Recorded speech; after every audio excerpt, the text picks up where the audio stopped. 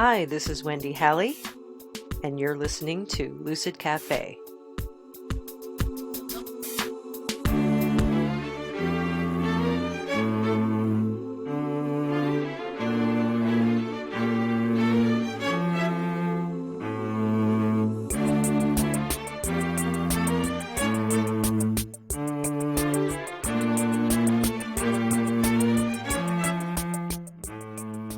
Life sure has some interesting twists and turns, doesn't it?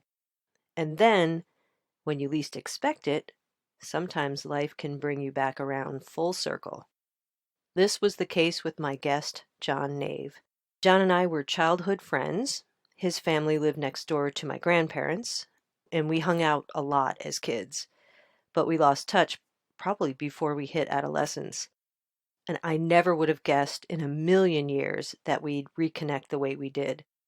It was about 12 years ago when I was visited by the spirit of John's older brother Tom on the day that he unexpectedly died, while I was taking a shower. Yes, my life can certainly be colorful. As much as the reason why we reconnected sucks, it's been really cool to get to know John again and to learn about the amazing career he created for himself. In this episode, John talks about how he pursued his passion for music to become a very successful tour manager of artists like Pat Metheny, the Gipsy Kings, and Joe Strummer. We talk about how his brother Tom reunited us, his rock star lifestyle, and the life lessons he's learned along the way. I hope you enjoy my conversation with my old friend, John Nave. Well, thanks for coming on the podcast, John. Oh, you're welcome. Glad to be here. I thought it would be really fun to talk to you because you have what most people would consider a very sexy job. But I have a feeling that the reality of your job is probably not as sexy as it may seem. If you could flash to a picture of me at 9 a.m. and see how sexy I am in my job. So why don't you share with us what it is you actually do for a living right now? Okay. So for the most part, what I do is manage live events and music generally. And, I've always had a passion for music in my life. The predominant part of my job is to manage bands and manage the road. So tour manager, but I also have a background in production. And I started as an audio engineer. And that's the guy in the middle of the audience with all the knobs and the lights. And then I've graduated to, always wanted to move up to whatever the next thing is. I think we always are trying to do that. And that was, for me, tour manager is the highest position you can get on, and be on the road. And here I am. I've done it. What kinds of bands have you toured with or have you managed? It's interesting. I can never really grasp it until I fill out a Japan visa, which you have to list them all. Oh, really? Yeah, you have to prove why you're needed in Japan. And I'm always struggling. Am I really needed in Japan? But I had my first start as an audio engineer, as a system technician or whatever. As I was getting going, I worked with a lot of bands, like a little bit here, with like Yanni and I'm trying to think. Yanni? Yeah. That No was kidding. one of my first trips on the road was with Yanni, just flying the PA for a company called Britannia Row, and they were they're a British company, but they moved to Hyde Park, New York, where I met them and started working in their shop. But then I left them and I found another company that would teach me what I wanted to know, because I was really looking to learn about audio. With my college degree, I was happy to sweep the floor, happy to do whatever. I just wanted to learn audio. I wanted to become an engineer. And I found a company that did like Liza Minnelli and Tony Bennett and Frank Sinatra. And a great guy by the name of Danny Fabrizi that brought me under his wing and taught me and would answer every question I had. Now, let's talk about tangents. I'm already off on a tangent. Leading up into that first band, but that's kind of the progress I made. I wanted to do this, and I just sought opportunity. I finally got a break after doing that for a while. I got a break and someone asked me if I would want to go do the Temptations. And I was about to say no. And I was telling, we spoke a little bit earlier outside of this podcast about this fellow by the name of John Jackson, who is my brother-in-law. He's also a little, to me, he's kind of a spiritual guy that I just look up to. And he said, man, you know, you're saying no, but you really have to go give that a shot. This is opportunity knocking. You can't, if there's something you have to learn, go learn it. Well, what was making you say no to begin with? Fear. Ah. That lovely counterpart in life. Oh yeah, I've heard of it. When I met my wife, she used to have in her car on her dashboard, like a little saying that said, choose fear or love. It's one or the other, you know? And I was like, okay, that's cool. You know, it's like, you're right. You have a choice about fear. I told him, you know, I'm just a technician. I can help that guy out. I've never done that job. I never was the guy. The interesting thing is, so I went and tried, and the universe had conspired to make that work for me. I used all the skills that I had and not the skills I didn't have. And I got the job. So that changed my life entirely. I went from this technician to the next level, which is a front of house guy, and traveling with the band, riding on the tour bus, which to me was very exotic and, you know, about as coming out of Poughkeepsie, New York, it's about as cool as you can get, you know, cool as you can get, which doesn't say much for Poughkeepsie. Poor Poughkeepsie. Poor Poughkeepsie. Yeah. So from there, and then from there on, I was able to do work with these bands, Temptations, and I did a lot of jazz. I worked with Tony Bennett for a while, you know, as an audio engineer and as assisting his audio engineer and as a stage manager. I worked with, you know, Liza Minnelli. I worked for a lot of rock bands. I spent a long time with Joe Strummer, who used to sing for The Clash. Love Joe Strummer. Oh God, yeah, he was just a really great guy.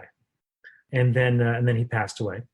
Yeah. And sad. Yeah. Yeah. God, you know, I went. I worked with Katie Lang as a tour manager, Joan Baez, just a number of bands. You know, currently for a long time it's been Pat Metheny and the Gipsy Kings. And then I'll go out. And that's how we reconnected.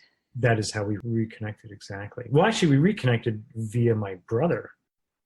Really, but then we met again on. That's right. That it would have been because of Tom. Yeah, Tom searched you out. In my feeling, like you're the only one open enough to receive his message. So do you want to tell that story so people know what you're referring to? Yeah. I thought we could leave that as a false leader up to it and take a commercial break. What a tease. My brother, and I'm pretty sure he was 46 years old, died of congestive heart failure. But also, you know, he was kind of spiraling down for a while. I think he was, you know, chronically depressed, and in my own mind, he just kind of gave up living. I mean, he lost the path of why we're here and what we're doing. So he had passed away. He was getting ready to go with your uncle, right? Chris is your right, uncle. my Uncle Chris. Yeah, to Florida, and they lived next door to each other they both helping out the parents or living in the childhood homes or whatever. I think Tom actually bought my dad's house. So he passed away, but then we got a note from you shortly after that. And I don't even know if we knew at the time if he'd been discovered, but that he had been pestering you to try to tell his story and to send a message to our family and to Chris, especially Chris, who was a little bit more vulnerable at the time. Right. And, you know, the essence of it is, you know, wow, you know, I'm okay. I kind of missed a boat. I kind of forgot what it was all about. But, you know, it's really cool here. Actually, that I still have your letter saved and read it every now and then. Oh, yeah? Yeah, it was really instrumental with helping my family. And when I ran, I was I don't even know what you call the guy at the funeral that, you know, does all the kind of the eulogy and stuff like that and ran the whole thing. That you tour managed your brother's funeral? I tour managed my brother's funeral. And it was very instrumental in helping myself and my family to have that note, to have a little bit of information that to get us through that time. It was super important. Wow, I didn't know that. Yeah, that's what we went on that. And then, did I ever send you? I don't know. I made a video about his life, and put it to Pink Floyd. Wish You Were Here. No, I've never seen that. Okay, I'll send you a link to video. It's great, and we can put it at the bottom of this, and you can go watch my Vimeo link. Oh, that would be cool. Yeah, and it ends with something from your letter which says, I'm okay. So that at the very end, you'll see that was really instrumental. And it's actually a beautiful tribute. Even if you didn't know this guy, I think you'd appreciate it. Because he was really a great guy, and he had a lot of great friends, and he just couldn't see that. He couldn't see all the positives. And, we lean away from that. It's important because life is about gratitude. If you're thankful for things, if you just take a moment to recognize all the beauty in the world, then you do focus on it more, and you see more and more of that. And if you want to focus on negative things, you can see more and more negative things. I mean, Yeah, so I guess he was a little stuck, huh? yeah, he was kind of a Rush Limbaugh listening kind of guy. I didn't know that. I didn't know him really well as an adult. So just to kind of clue the listeners in on how you and I know each other, your family lived next door to my grandmother. Correct. And my grandfather, but my grandfather died when I was pretty young. But I would spend a lot of time at my grandmother's house on the weekends and in the summer, and you and I are the same age, and we would hang out. We would. And so my uncle, who is only 7 years older than me, he was like tight with your brother, who was probably about 7 years older than you. Exactly. Yeah, they were the same age. So yeah, so we have this long-standing family connection, and then life goes on. I went on to moved away. You did your thing, hanging out with Tony Bennett and such, and then I had my whole shamanic thing happen. My world kind of got turned inside out in a very interesting and disturbing way. But I did a bunch of shamanic training, and just like I said, these doors opened up. And I remember, I believe I had just gotten home from teaching. It was an evening class, and my husband John had told me that Chris, my uncle, had called, very upset that he had gone to his friend's house and discovered his friend's body, but didn't say who the friend was in his message. So before I called Chris back, I jumped in the shower really quickly because it was late. And this is strange, but while I was in the shower, I saw an image in my mind's eye of your brother, the way I remember him when he was really young. And he started to talk to me. He said he wanted me to tell Chris that he was sorry. He had said to me that he died in his sleep and that it was his heart. And at that point, I think I remember getting the impression that it was possibly congestive heart failure or a heart attack.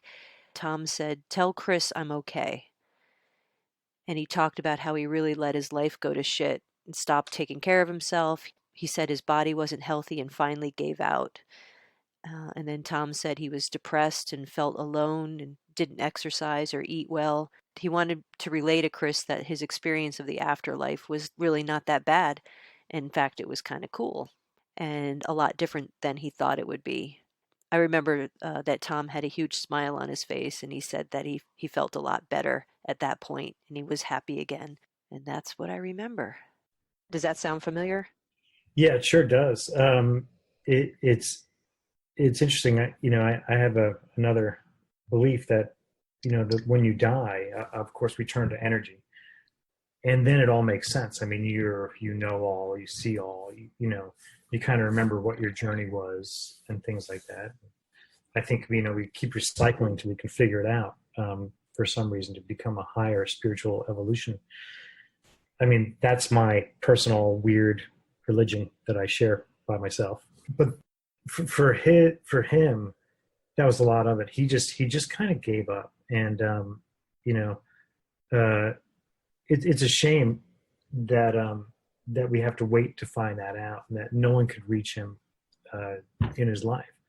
And it's interesting because you can't, it's hard to tell people anything or to change their ways. They have to see it for themselves. They have to be able to find it somehow. Very true. Yeah. And so, the greatest thing I always say is, we live by example and set a good example. If people see that, then they'll want to follow that. They, especially people want to be happy. They just have to realize what that path is.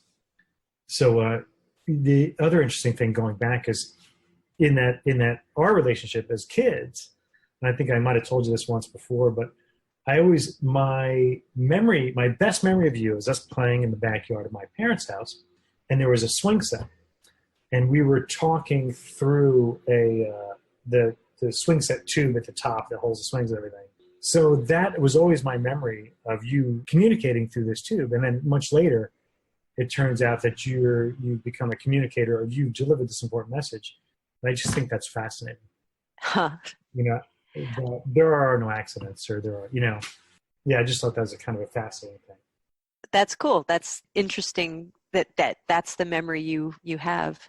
It's interesting how that road just goes, and we have an intention. We just don't have to have an intention, not to expectation, not to have an ultimate destination, I think is important. So ultimate destination.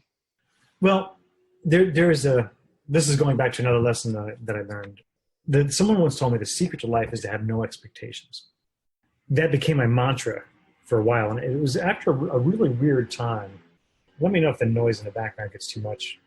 I don't hear anything right now. Okay, great. There's some leaf blower guys. They're like a terrorist cell that come here every Tuesday. Harass the neighborhood.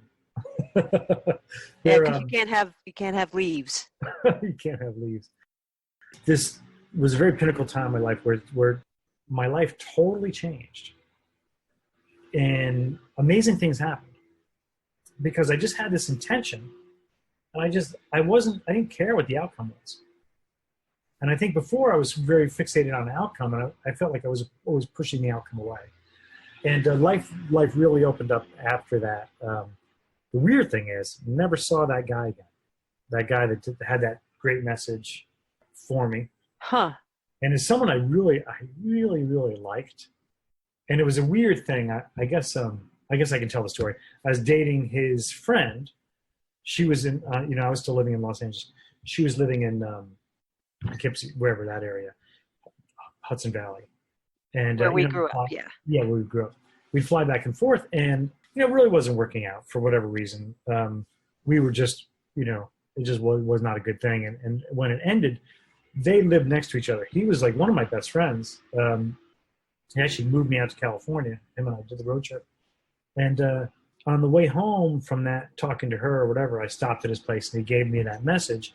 Then I continued on home. And then for a reason, I didn't want to, I felt like I was complaining to him a lot. I didn't want to complain. I just went off, just experienced life, and I had a great time. And then finally, when we talked again, I said, hey, I want to thank you for that message. That's changed my life. And, I wanted to show you that I was having a good time. I wasn't complaining and things like that. But that was that second time we talked was just the last time we talked. And it turned out later, I guess, that these two were dating, maybe even when we were dating the Oops. guy. I don't know. Maybe that's what happened. And then there was just some shame. I don't really know what the reason would be, but. Oh, I thought you were going to say something like, and I found out he wasn't real. Oh, yeah. That could be a good one. Right? That story. Yeah, and just never talked to. I reached out to him. I sent him a few emails, tried to connect, and we even have mutual friends. But he's just like, no, don't want to know about you anymore. So I'm like, great. Well, thank you for that message. I got that great message. I wasn't going to dwell on the fact that we don't talk anymore, but we, I always appreciate that message about having no expectations, and I think that's such an important thing. I mean, I think you have to. I always added to it about going into things with ultimate abandon and with an intention, but letting the universe sort out the details, because there's a myriad of ways that things can happen. Yeah, we have no say in it, do we? No. And that's how everything is delivered. But put that intention out there, put that energy out there, and somehow it manifests. And I hate to sound too, using these LA words, manifesting. Or the actor and actress says that, but yeah, you have to let it happen. You have to let it happen. You have to go back. You have to make the intentions. Like if you want to be a doctor and you don't go to medical school, well, you're not going to be a doctor. It's not going to magically happen. Not a doctor I'd want to go see. Yeah. Yeah. Right. Yeah. You have to pursue it. But it sounds like the real important factor would be to trust. Yeah. That's important. You have to trust it. I think also you have to believe enough in what you're doing. I always tell the people that I mentor kind of a lot of people in the music business, and just say that, if you want to be a songwriter, write songs. And you have to love that. It has to be something you do where it feels like 5 minutes have gone by, but 5 hours have just gone by because you love doing it. Right. Then you're doing the right thing. And if you're not doing that, if you tell me you want to be a performer, if you want to be a whatever, and you're not doing anything about it, it's not even a hobby, then you really don't want to do it. That's a good point. Follow your bliss. Yeah. I always like it. I think it was my father-in-law that said, your attention goes where your interests lie. And the Hawaiians have a saying that's similar to that. Energy flows where your attention goes. Exactly. What are we paying attention to? Yeah, if you're paying attention to how things are not going to work, or if you have a negative belief system that maybe I'm not good enough or something like that, then that's going to interfere with, I guess, you obtaining your goal. But the goal itself is neutral, right? It's just something you want to achieve. But if you add passion to it, that seems to be like an important ingredient, according to what you're saying, right? Yeah, it's interesting to see it fed back. Like, I've only given the information. I never really thought about it that much. You're right. It's almost like it's an exponential, or it expands at a geometric rate when you add passion into the situation. An intention, anything you believe in, I guess all those things are true. Whatever you believe you can achieve, or, things like that, they really are. And going back to gratitude, I think we mentioned earlier that's why it's so important to have gratitude, or to focus on gratitude, because you're focusing on something positive, and not the negative. And people think they're alone, with their fears, and they're not. I mean, successful people have fears too. It's pretty universal. It's a kind of a human thing. Yeah. It comes with the package. Yeah. Yeah. We only see through our monocular kind of what we want to see. We see that person. I think about a friend of mine that's to me, a hugely successful executive, and, broke through the glass ceiling, but that's not how she sees it. It's like, and does she sleep good at night? No. I mean, she's always stressful. A lot of times we don't see how lucky we are with our own current situation. Yeah. And we make a lot of assumptions when we take people at face value. We assume that because they have a nice car, they seem to have a lot of money, or they have a high profile position work-wise, that they're doing really well, but behind closed doors, they could be really suffering. Exactly. We have no idea what their reality is. And that's always like, as a kid growing up, you thought everybody else's family was perfect until you realized they were completely dysfunctional. Everybody was, in your neighborhood. That Tim, where'd you live? Just kidding. But, as the stories kind of unfolded later, you're like, okay, I thought we were the only, absurd family in the neighborhood. No, we were too. Everybody has their things. Everybody does. You're right. Absolutely. And then, and of course, with the fears, it's if we're going to embrace fear, we're going to certainly see a lot more fear. I think that's actually fueling my own fire right now, just this conversation. So it's great. What a great timely thing as I step back into transforming myself a little bit. I'm super happy with what I did. I'm super happy with where I am. I'm blessed with all the things that have happened, but I don't want to quit yet. I want to do something. I want to keep growing and keep expanding and aligning myself with the right people and going back out there. And I tell you what, I have fears. I have fears because I'm at that age where maybe people aren't interested in me anymore. that's it. But the greatest thing about stopping those fears is just go into action. You don't really have a chance to be afraid if you're in action and, doing stuff. I think that's, just keep yourself busy, keep yourself occupied. Yeah, I guess kind of like if you're at the end of the diving board and you want to dive into the pool, you can either stand there and think about all the ways in which it could go south, or you just dive. But once you've jumped off, you can't reverse it. It's a done deal. You're in it. Exactly. No more thinking. No more Yep. thinking about all the possibilities that lie on the other side. It's more of just reacting to, okay, I'm going to enter this water gracefully, or in my case, maybe not so gracefully. Yeah, but you're headed that way. It's kind of like playing an instrument, right? I mean, once you learn how to play an instrument, it's not about thinking about playing anymore. It's just about playing. It's just you're doing it rather than thinking it. Yeah, your focus changes to, a tone or. Yeah, you're not thinking about, I wonder if I'm going to fuck up this next phrase or miss this rhythm or whatever. Sure, you're just playing it. But the moment you start thinking about it is the moment you lose it. Yeah, that's interesting. And there's something there about that.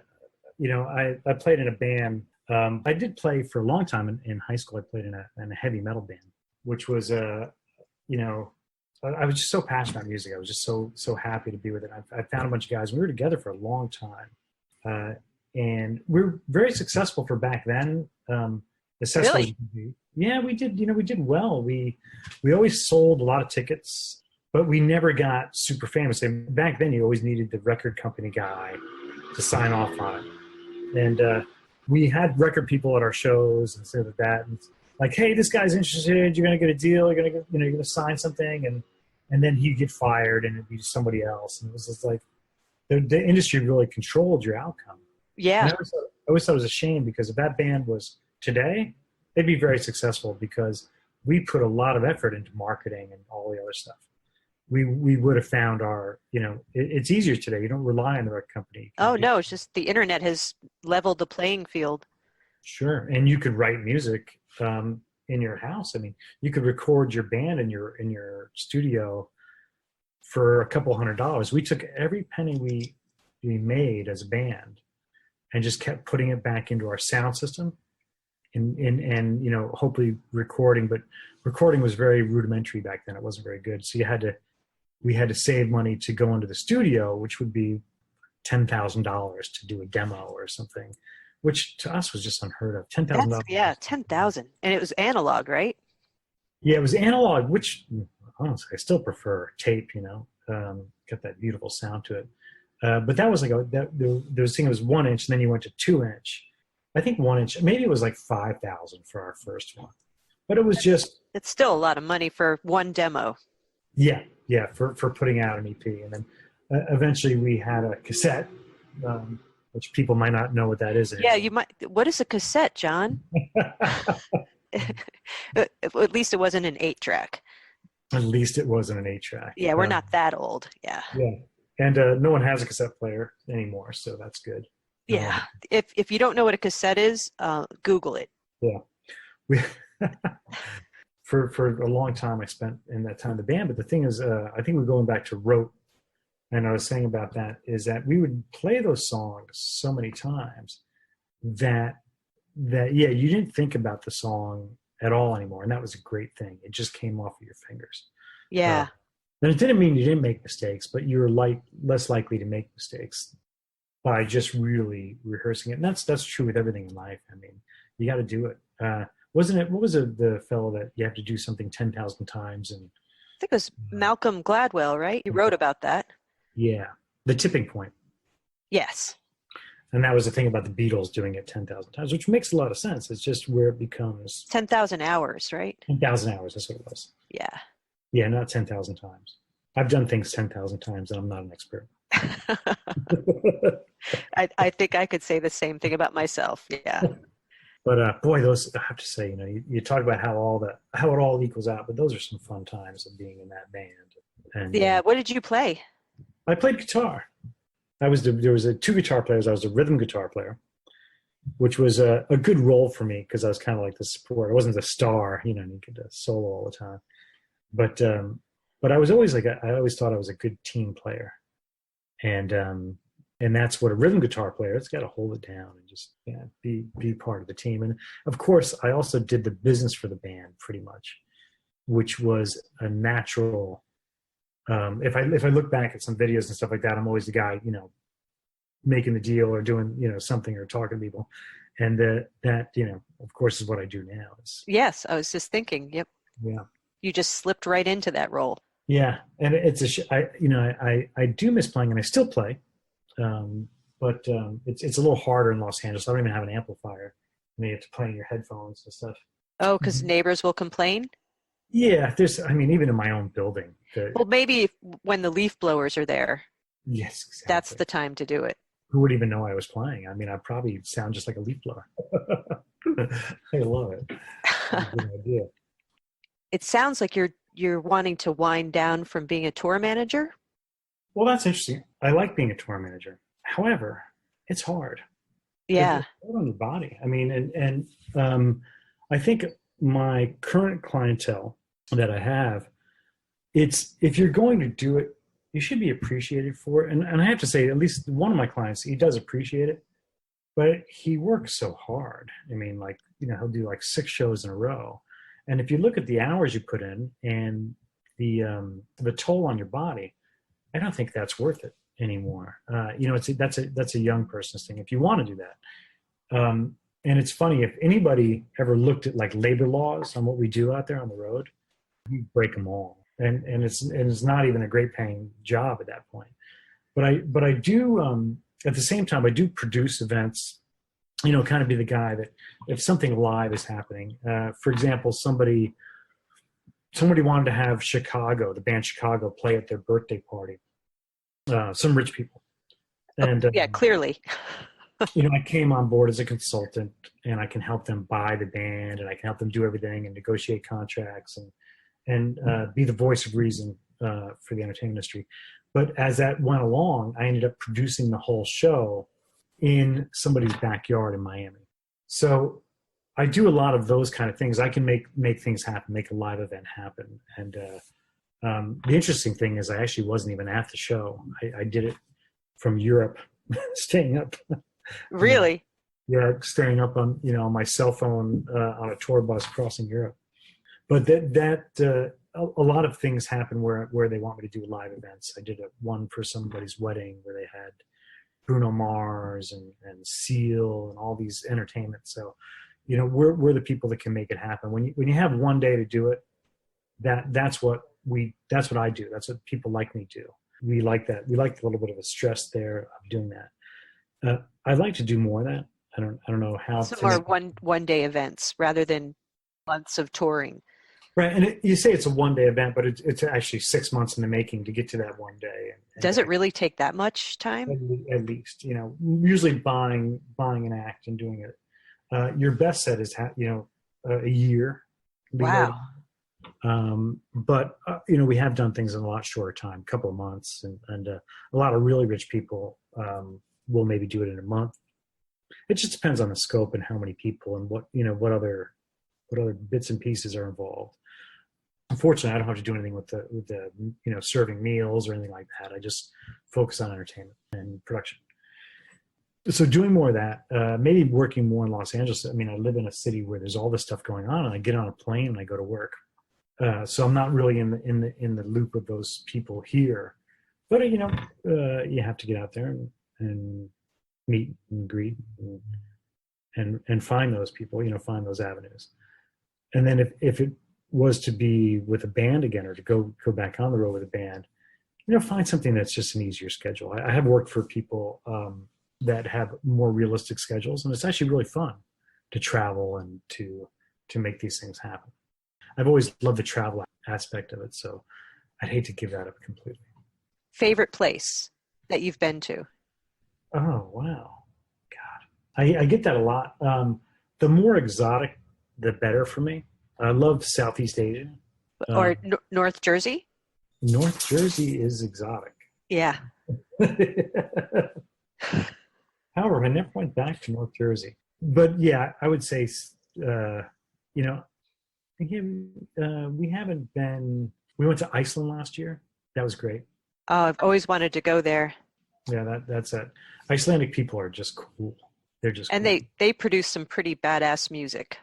They're amazing. Yeah, there's some real talent there, and that whole that was a great experience. So I can find almost something everywhere that I really like. So to say I have a favorite place is hard, but I love the Philippines. The Filipino people are like the nicest people on the planet. They're just cut from a different cloth, and they're huge American music connoisseurs. That's a place I would love to. If I ever had to start a company, I think I'd want to start it in the Philippines, because the people would be so passionate at working. If you took care of them, they'd make the best products. There's a lot of places like that. I've been to South Africa and Australia, New Zealand, all through South America, and I like them all. It's an interesting perspective too to come with an entertainer, because you're seeing the best side of things.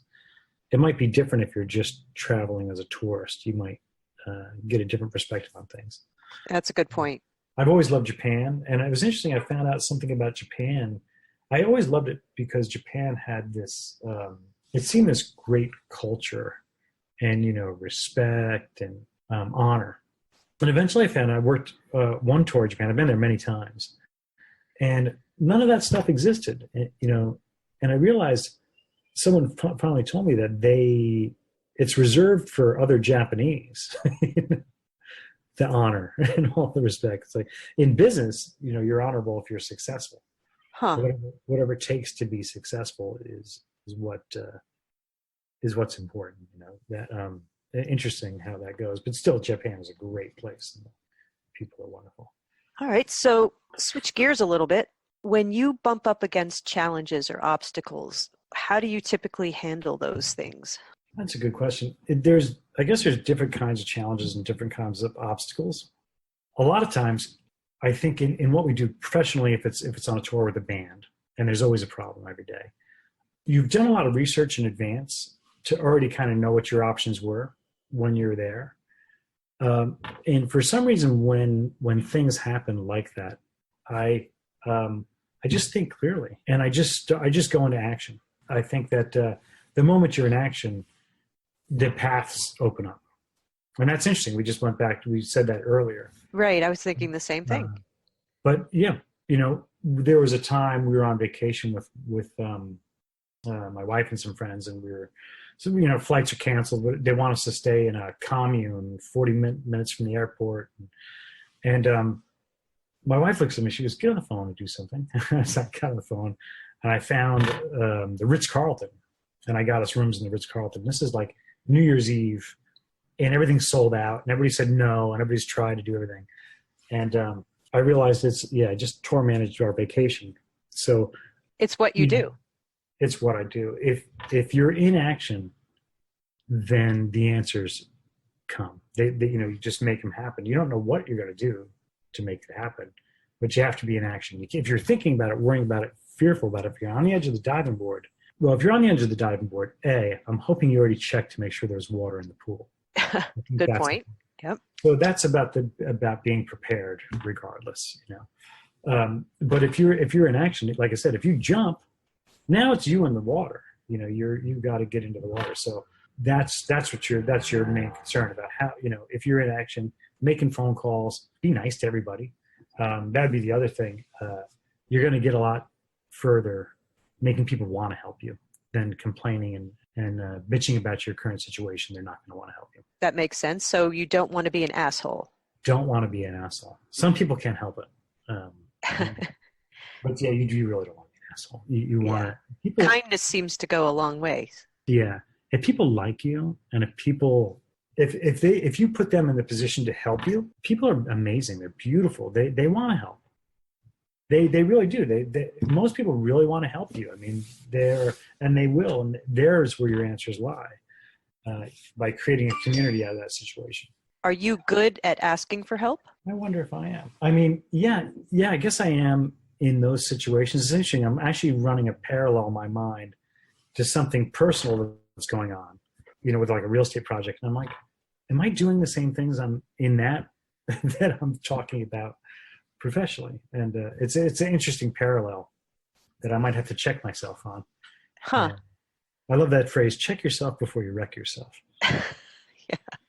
I think it was like a rap song or something. Yeah, I think so. Yeah. So as I say that, I'm like, you know, I'm going to really torment this other situation too. Be in action. So as you're in action, things open up, pathways open up, things happen. So what happens when you bump up against fear? Fear stifles you. It really does. All the bad things that could happen, even though they haven't happened. You invent solutions. Yeah, I guess that when you're in fear, you're saying to yourself that, okay, I'm not good enough. I can't do it.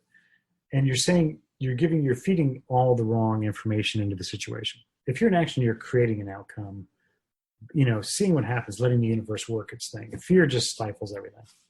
So when you personally bump up against your own fear, you create a plan. How am I going to address this? And then you do it. Yeah. Even if I don't have a plan, I try to go into action. How much does intuition play into it for you? A lot. I think that that we say intuition or just trusting your gut. Mm-hmm. I think I read somewhere that kind of your brain really is in your gut. I mean, that's what you should trust. Well, yeah, I think I've read that your gut has a tremendous number of neurons. So it is like a second brain. Yeah. And then your brain can actually talk you out of some things. Yeah. And I guess that's why it's important to, trust your gut and go into action. And there's interesting things where if you pursue something, you also wouldn't want to be, just stupid about it and say, okay, well, hey, John said, as long as I'm in action, I'm pursuing it, then success is going to be guaranteed. Well, that's never the case. You wouldn't want to mortgage your house on a business interest that you believe in that maybe not, you always want to be a little bit smart and not take risks that could leave you, exposed to harm. So you need to use your brain power to at least weigh what's a good risk versus a bad risk. Yeah. And I think I have to rationalize sometimes what it is, what's driving the situation. That it's always important being a music professional, you're self-employed. You probably know about this as well, being a small business owner, that there's no guarantee on anything. See, first you have to set aside like a nice little cushion to take care of your family and take care of yourself. If you're smart, yeah. If you're smart, and then pursue it. So if you were to whisk away all of your savings on an idea, well, then that's not really smart, because that savings was to take care of your family. Maybe start another thing or find another way to go about it. But there's risky behavior that is not conducive to success. That's for sure. The other thing is that I think that and it's something I plan to do too, is to find other people to talk to. I mean, it's great to have a mentor or somebody else to do it, just to bounce ideas off of. Right. Somebody who has experience maybe in the area that you're wanting to pursue, who can maybe point things out that you hadn't thought of or didn't even know to consider. Exactly. And I find that really important, that I am an open book to anybody that wants to know anything about what I do. When I was trying to become who I am, initially, people wouldn't tell me anything. Like they I'd ask them like, well, why do you do this? Why do you do that? And there was always a little bit of fear that I was going to learn and take their job or do their thing or whatever that. And I was like, well, that's, you have to believe in abundance, and that there's as many jobs as anybody needs that want to do it, and share that knowledge. It's interesting. The same people that wouldn't give me the information are no longer even in the music business. That is interesting. Yeah. And I've always set myself to be an open book and try to help people. And I'm like, I might not know, but I'll give you an answer. I'll tell you what I think. And you should ask other people too. So you don't feel threatened when people ask you for advice? No, I really don't. Oh, then again, I do, I'm a little bit more secure in life. I had been smart enough to save. I can make it a while. Like if things don't work out, or if I'm not working, or for whatever reason, of course I've always been working for about 30 years. I mean, it's never stopped. But I also ventured into real estate, and I own a couple of properties here. So there's other things, working to create security. And I always tell people, like, one of my pieces of advice for people is create security first. That allows you to do a lot of things when you're not worried about making that next payment all the time, and not living beyond your means.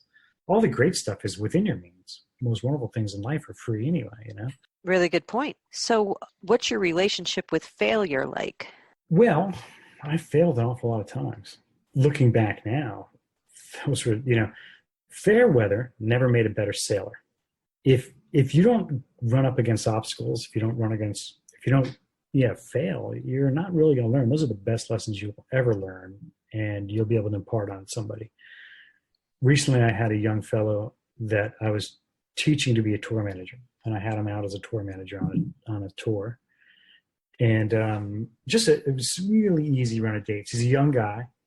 We've been training him and stuff. And the last day he drank too much and got sick all over the bus. And it was just a horrible thing.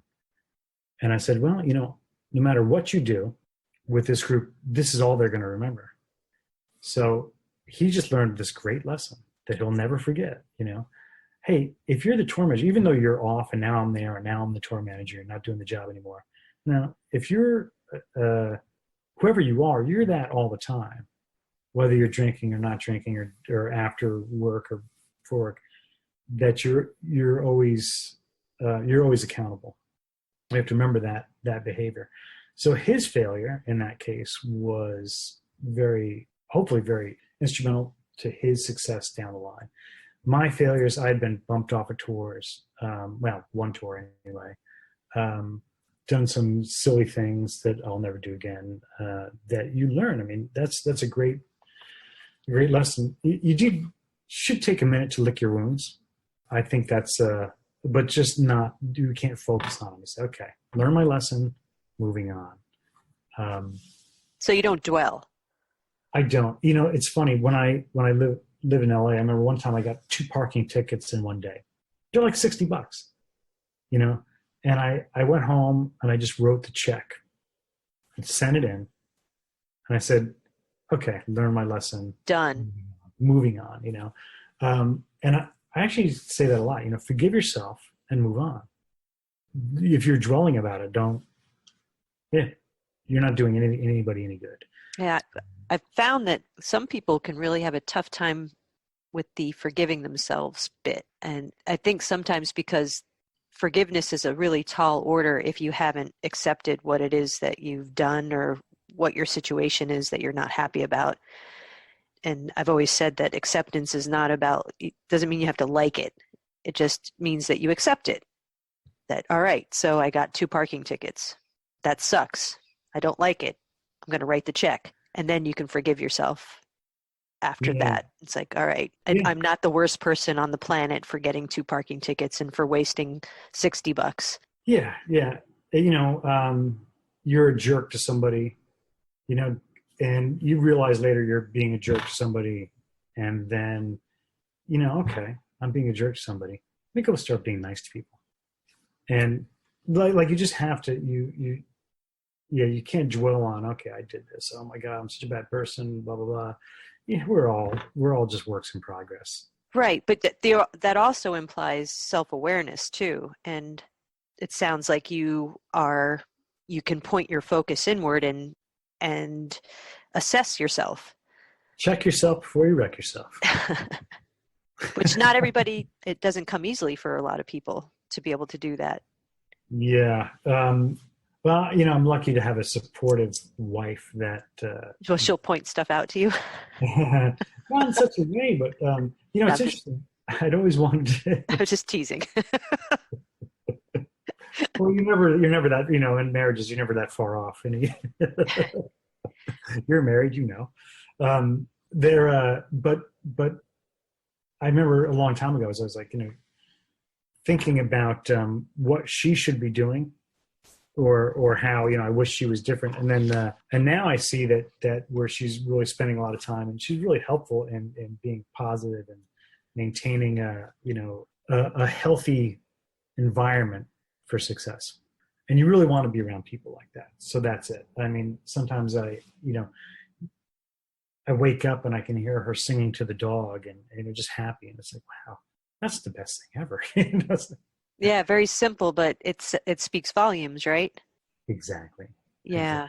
Well, and it kind of harkens back to what you were talking about much earlier, And that was the whole thing about expectations. So having an expectation that someone should be a certain way or they should respond a certain way, I think it just gets us into trouble because it doesn't work that way. Life doesn't work that way. We don't have that much power, and I don't think we'd really want it if we did have it. Yeah, I think that's it. We don't have that power, do we? No, You know. I think we'd like to think we do. Yeah, yeah. I guess we would. It's interesting. Everybody has such a unique problem set that they face, and I always think, the small things we dwell on. Like I might be dwelling on something right now. I probably am. That seems insurmountable. But then I think about, wow, people have real problems. My problems aren't real. I mean, they're not. It's just like a question waiting an answer. You just got to go do something about it. So that energy that's out there, that energy that you can feed out of, if it's just a happiness or positivity or whatever that is, allows you to move forward. And I always say you have to keep fueling the fire. I mean, if you want a campfire, you got to put wood on it. So a lot of times we're always reading something positive or try to start a day off with a positive message, or I have Buddha quotes that pop up on my phone, and then speaking to people like you that can reaffirm all those things we know, and maybe bring them back in a different light to see them again. That's really the goal in life, like to be around that energy to get you through whatever your problems are. Because they're going to be unique. Another great point. Do you consider yourself a spiritual guy? I very much do, yeah. Yeah? I think I always say, to me, it seems like there's kind of a trinity in life.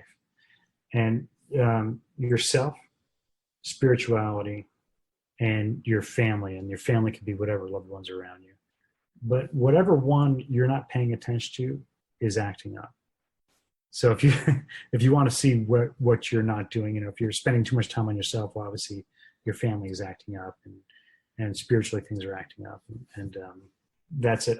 So I always try to maintain that spiritual side. I like that Trinity model you have, but it requires that you have to notice and pay attention, right? Because we can get pretty self-involved. I think it's just part of human nature that we can get pretty caught up in. You don't even really have to pay attention, Wendy, because the thing that's acting up is going to act up again and again and again. You'll pay attention. It'll get your attention, but no, I mean, as a psychotherapist, I can say from experience that sometimes you can get so caught up in your own shit that you don't notice the pattern that seems so obvious that's right in front of you trying to get your attention. The spiral, right? Yeah, no, you could get really caught, especially in dark emotions, anxiety and depression, and you don't realize that your symptoms or your upset or whatever it is actually getting in the way of your connection with your family or your connection with your work or whatever. Right.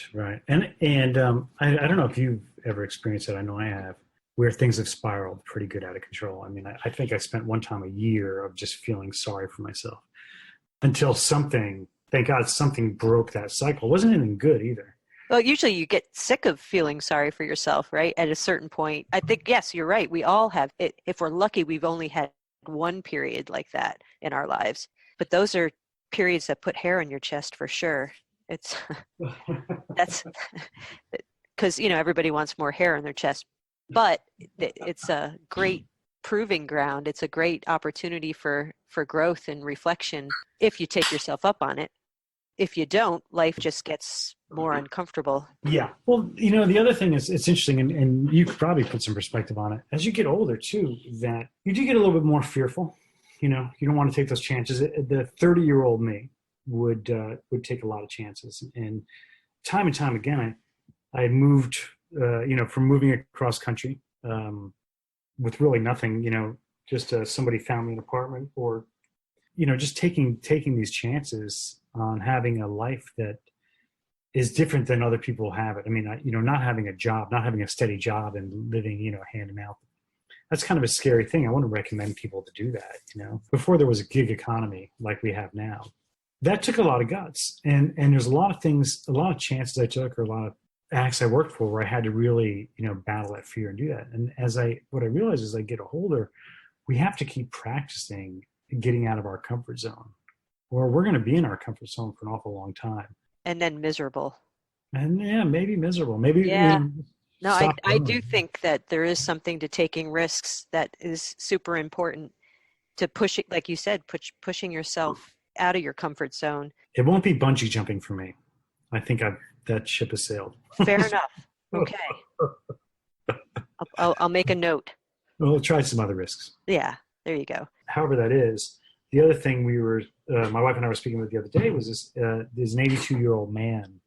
She works in the Apple store, and an 82-year-old man comes in the Apple store, taking all the classes and learning things like that. She actually recommended him for a job because, that is kind of what the spirit Apple embodies is that we want those people that are outgoing and stuff. And my wife being in her 50s, even working in Apple, like that's kind of like everybody thinks it's just a kid's thing, but having a divergent group and the fact that this guy was such an amazing person that kept challenging himself at 82. If you hear most people in their 70s even don't want to know anything about technology or new technology, and this fellow was pursuing it, which is wonderful. It's really cool. Yeah, get out of your comfort zone and just try something new. You'll figure it out. And then, it gets back to trust. Yeah, trusting that it'll work out somehow. We don't know how, we don't know when, but it'll work out. You'll survive. I'm working on my Spanish again. Muy bien. Yeah.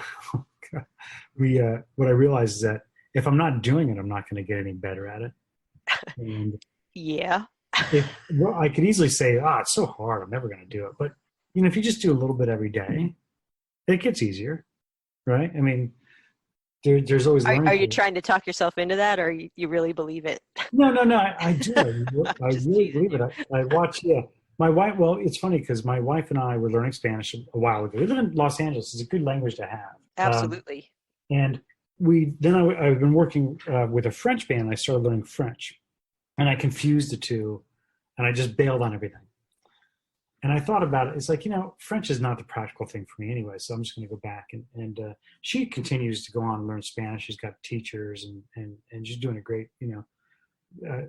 she's off to Costa Rica, like in February to, practice and do an immersion kind of trip. Wow, yeah. That's some dedication right there. That's cool.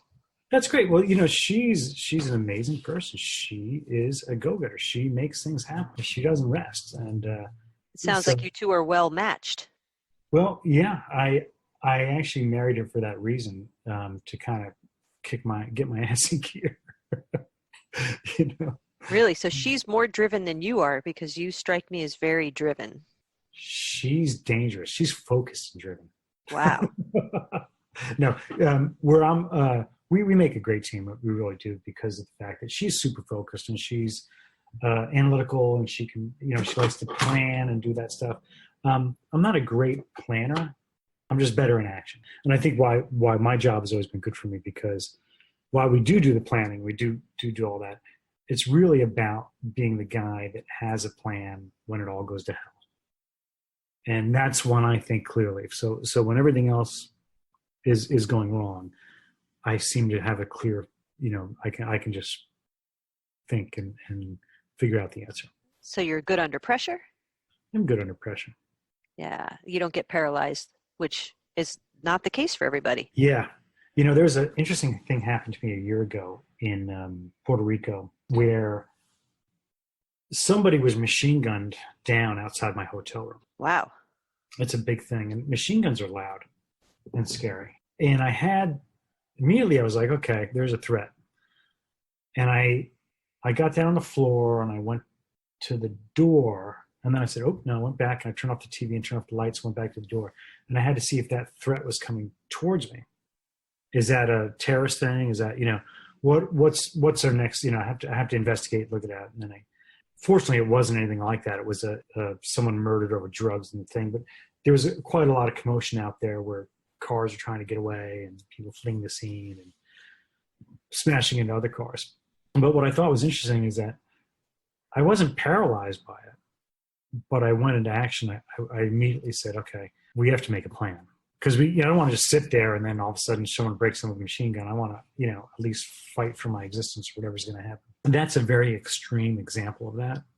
But I always thought that's something I like to remember is that we don't want to be frozen.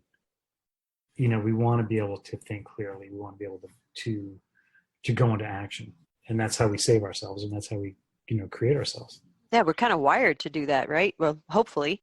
Yeah, you don't know. You don't know who is going to be the person that can go into action. You don't know who's going to just go freeze up. Fight or flight or freeze, I guess, are the responses. Oh, is that it? I know the fight or flight. Yes, fight, flight, or freeze. Yeah. I have to think about back in the day as a kid and standing on the edge of the cliff waiting to jump in the water and spending an awful lot of time on that cliff. So I can appreciate the fear side of it and the freeze. No, I've been on that cliff too. Yeah. I seem to keep finding myself up on that cliff a lot. Yeah. I'm just a glutton for punishment, I guess, or a giant risk taker. Yeah, you're one of those innovators, one of those people that that other people are looking up to, so that they can, wow. Oh, you think so? Yeah, I would imagine most people. Do. Nah, I doubt it. Well, look, you're doing it. That's the testament to it all. I mean, and I got to go there and see your world, and I was super impressed. Oh, thanks. What a great, you created that life. We heard something from somebody the other day that said we were talking about. Okay, well, I'll just tell you. My wife and I were doing some counseling because we're looking at remodeling our home, and it's a gazillion dollars, and we know there's going to be problems, and we're going to fight, and we're just trying to find a path where we can both communicate effectively.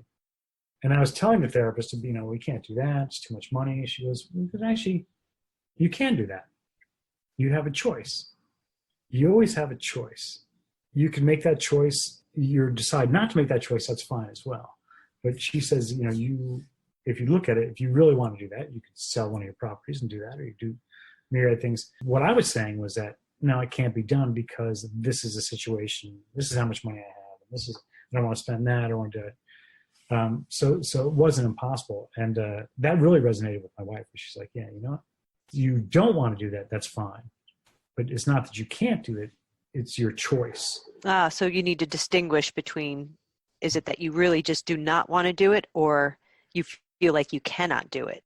Yeah. It's one thing if you have 4 flat tires, okay, you can't drive your car. Or you can drive your car and ruin all your rims. Right. You have a choice. You always have a choice. There is a... That's a brilliant example. I don't know where that came from. Yeah.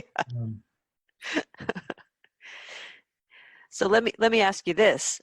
What kind of legacy do you want to leave? Oh, that's a good one. It's interesting. That's something that I consider at this stage of the game is about giving back and creating something. And I don't have any kids. I don't know if you know that, except for one furry one. I really want to create accessible music for people. And I hope this will be my legacy, but I've had a kind of a dream about establishing kind of community music networks in cities. We were working with Compton for a while. There's been a few changes in personnel over there, and it's kind of stopped. But the city of Compton? The Compton High School. Oh, okay. And I got on the board of directors for a charity that was called the High School Record Company or High School Music Company or something like that. And, I went to these meetings, and they're great. And everybody's rah, rah, rah, took a lot of pictures. And then nothing happened. And then I just was like, wait, okay, just no one's doing anything. I'll just sit back and wait. And then one day I was like, man, I'm just going to go to the high school and see what's going on. And I went down there, and I found one of the people that presented to us at one of the meetings and talked to him. I thought it was great. What I realized is that the arts are the first things cut out of anybody's budget because they're not necessary to the short-sighted people. The arts are always the thing that lifts a community back up. And the thing that saved me as a child from all my demons was music. Being able to take a guitar, sit in a room for hours and hours and hours, and learn songs or play, and just be able to create that. in your community, in everybody's community, there's hundreds of people that were musicians or very super talented that, may decide to go another direction and do that, but want to give back and want to be part of that. And to have the infrastructure in place in a high school where they have, rooms, you can do little studios, do a little performance venue, but use the people in the community to come in and teach and help. Some might be audio engineers. They might know Pro Tools or something like that. Some might be, instrumentalists that can give lessons and help people get started. We can find resources from the community to donate instruments. There's, gazillions of things in people's closets that can be used again. So Compton High School made it kind of easy because they had these, the venue already there and some infrastructure going. But it was my first experience with, red tape and how things like schools work, the hierarchy of millions of people. I'm on the road with a band. I make everything. I have a concert that night. It happens. I never realized that I can't imagine what working in government would be like or something. But there's lots of layers. Yeah. Yeah. We wanted to donate some computers for something they were doing right then and there. And it's like, oh no, they have to go here. They have to be cleared. They have to be this. I was like, oh wow. Okay.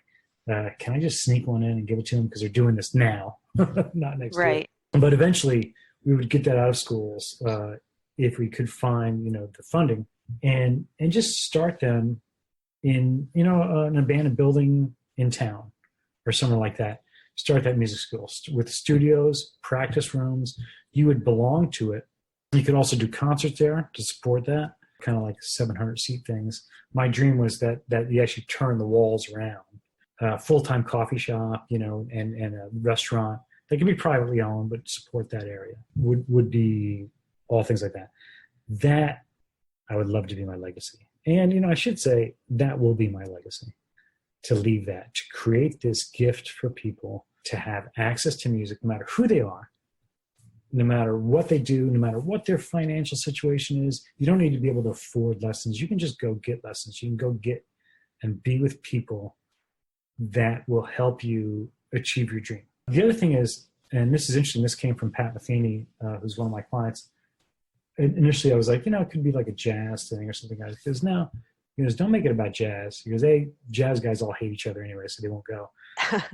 And I realized, make it about music. Help them if they want to be in a salsa band, if they want to be in a, whatever the case may be, R&B or rap or death metal.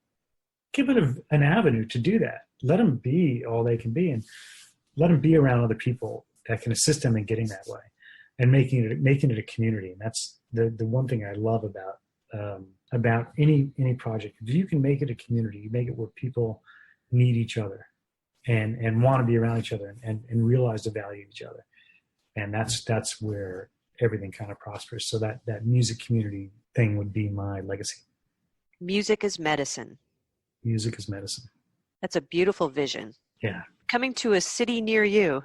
Right. In the near future. Yeah, I haven't really thought about a catchy name yet. Huh? Well, that's the first step, right? Then it'll make it more real. Right.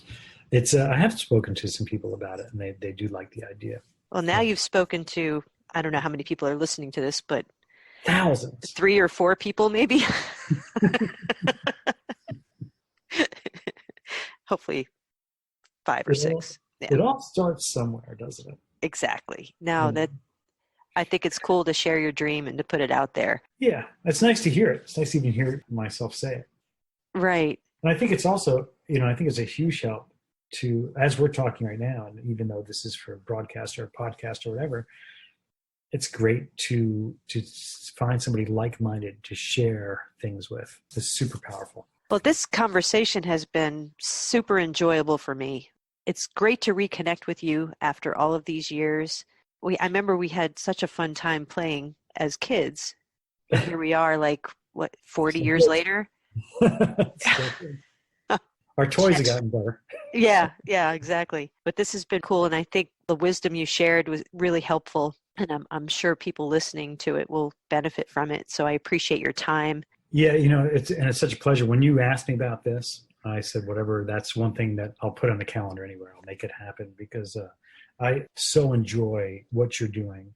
like I said, after we reconnected after all that, that's you became a very important person that I'd like to keep in my life. You're one of the winners that we're lucky we get a chance to know. So, I wish you all the Damn, best. you're making me really uncomfortable.